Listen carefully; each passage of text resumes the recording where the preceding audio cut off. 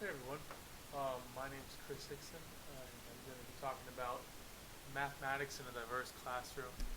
So, yeah, at least for most of us growing up, I imagine, I know for me, math was kind of always taught the same way. Teacher would get up, there was a lecture, there were notes we'd have to take, and then we'd have either classwork or homework, which for the most part was worksheets. Occasionally we'd have group projects or group math, but for the most part it was a lot of practicing algorithms and then we'd call it a day. But I began this research thinking about zones of proximal development. Um, and so the idea behind this, behind Vygotsky's idea, is that you want to challenge the students you have, but you don't want to make the challenge so frustrating that the student feels defeated. And that's kind of tough because with challenge comes frustration, and I think the day, and as long as I've been alive, I guess there are a number of students who feel either one way or the other with math. There really isn't a middle ground. A lot of students either love it or hate it. There are not very many students who are like, math's okay. For the most part, it's love or hate. And so when reading about this sort of zone of proximal development that each one of us has um, for each subject, I began to think of driving a stick shift and learning how to drive a stick shift. You've got the gas and the clutch. Um, you want to give it some gas, because if you don't give it enough gas, your car is going to stall out. And it's the same in terms of challenge. You want there to be some challenge, because if we're not pushing students, their education is going to stall out. I mean, they're going to be doing things that they're not challenged to do, and they're really learning nothing at that point. On the reverse, the clutch is sort of like frustration. So you want there to be a little bit of frustration, because that's just going to come with challenge.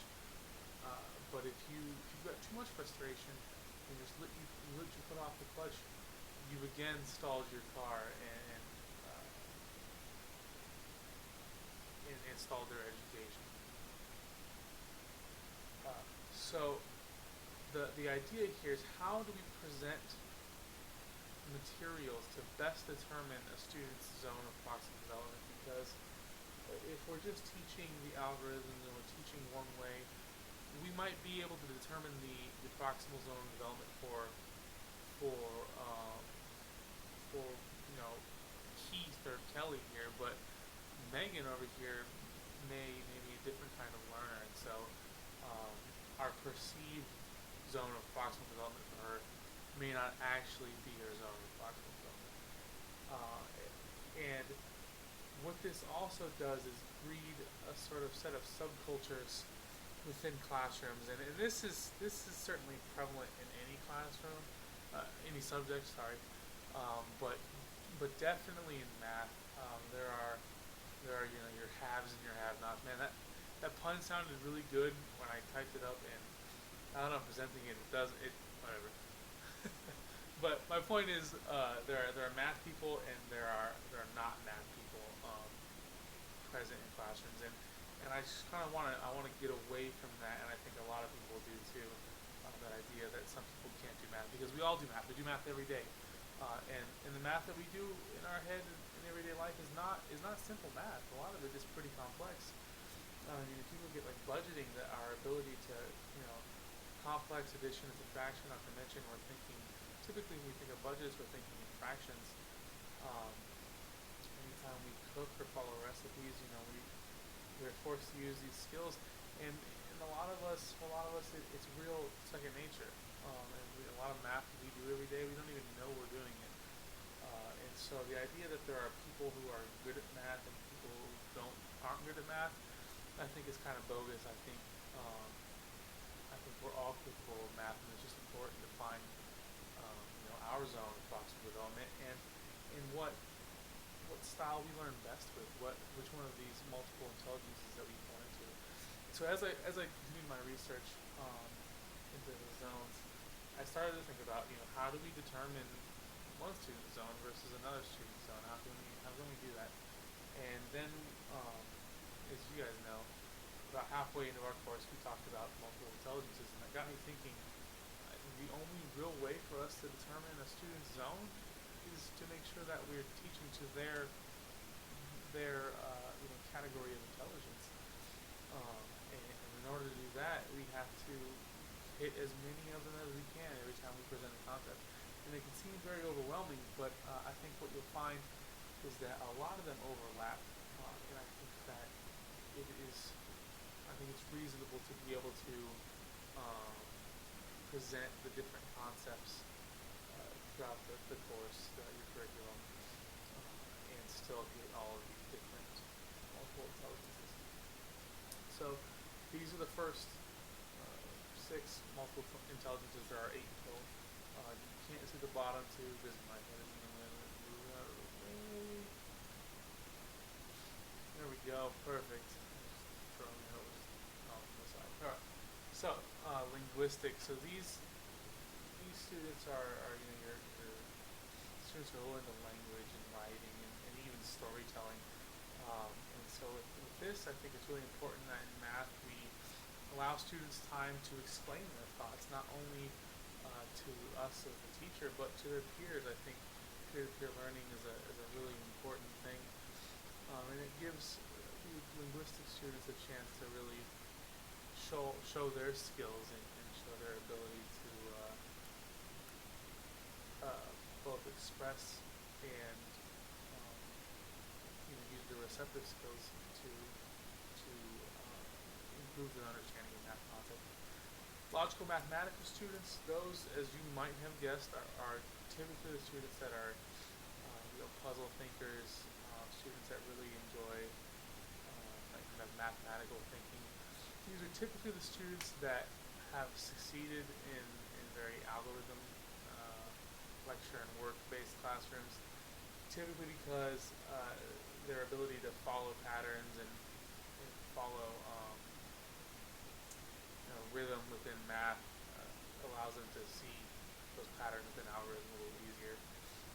But for students like these, it's great to give open-ended questions so they can really start to think about the math processes going on in the background. So the example I want to use for these is teaching dividing fractions.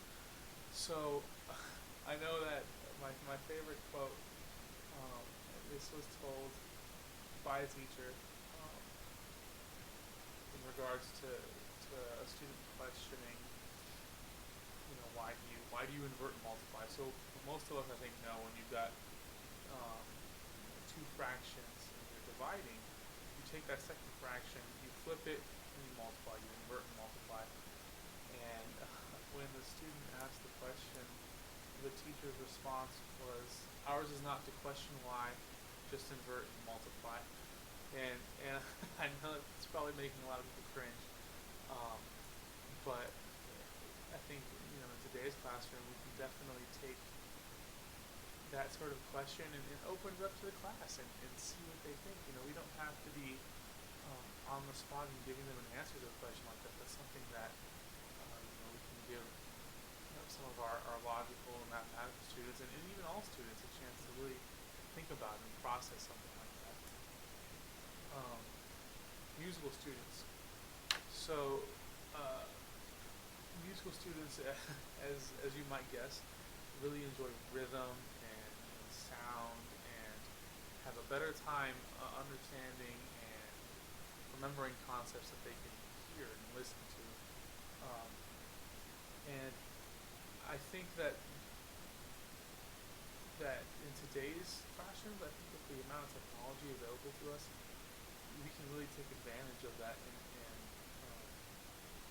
definitely sort of bring music into our classroom, even the math classroom. And one of the examples I'll go ahead and give right now was a video that I showed in one of my previous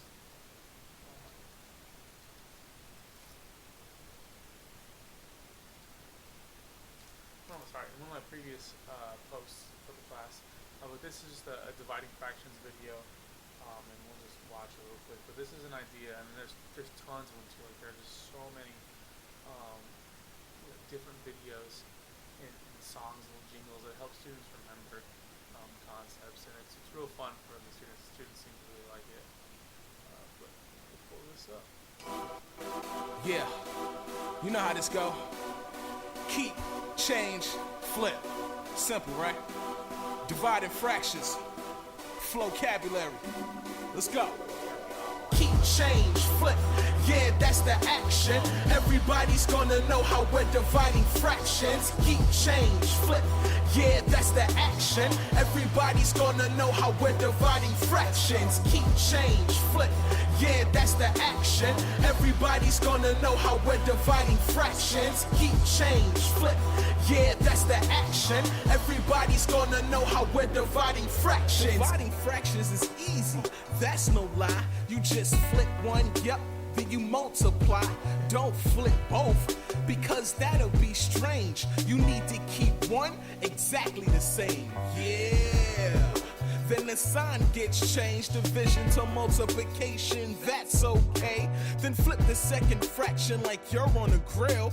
We multiply what's left, that's really real. Take 3/5 divided by 2/3. Keep, change, flip, that's the word. Keep 3/5 the same, change the sign so we multiply, that's the game.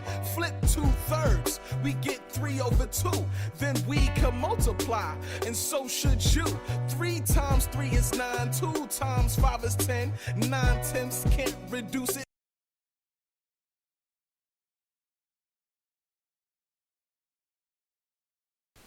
Alright, so, alright. So yes, that's an idea of integrating music in your math classroom. And the other cool thing you can do, I think, is have students develop their own songs for some of these things, for PEMDAS or for dividing fractions like we just did, or develop other ways for them to remember these concepts. Bodily and kinesthetic. So these are your hands-on learners. And this one I can personally appreciate because I like to be able to do something that helps me learn. And there are a lot of different ways you can do this in a math classroom. Math manipulatives, I think, are pretty common nowadays. It's something that we can really use. So again, tying into the dividing fractions concept, there are little fraction bars or fraction manipulatives, whatever you want to call them. But what you can do is take, a whole or 2 wholes. So you've got 2. Say you've got 2 divided by 1/2. You can use those manipulatives to show that there are 4 1/2s in 2. And so, the students you can talk about, okay, well, 2 times what, would equal 4. And so all your students would eventually figure out that's 2. And you can talk about kind of how that works and how there are 2 halves to a whole. So if you have 2 wholes, you must have 4 halves. And that just gives it a real, not only visual, but definitely kinesthetic explanation, or kinesthetic opportunity for these students to really develop their understanding of it. Interpersonal and intrapersonal. So interpersonal, these are your students that enjoy working with others. These are really good team leaders. They typically enjoy seeing things through the lens of other students. And so this is going to tie a lot into the linguistic stuff in terms of working with other students and sharing ideas, because unlike what algorithms might have us think, there are multiple ways to solve math problems. From the most simple to the most complex, you can do it a myriad of different ways. And so allowing our students to sort of discuss and present different ideas on how to solve things really can hone into the students in interpersonal wheelhouse, and hone into their strengths and their abilities. Interpersonal, these students are really good at self-reflection, which I am not as good at. I don't think. I think it's one of my weaker ones, and it's something that I really needed to work on a lot this semester. I think I've made some progress in that. But the idea is that you are able to reflect. These students can look back and reflect on what they've learned and what they haven't, and are good at identifying, their feelings and their thoughts. And so what you can do, and I think a lot of people might find this a little weird, but I think keeping a journal in math is a pretty good idea.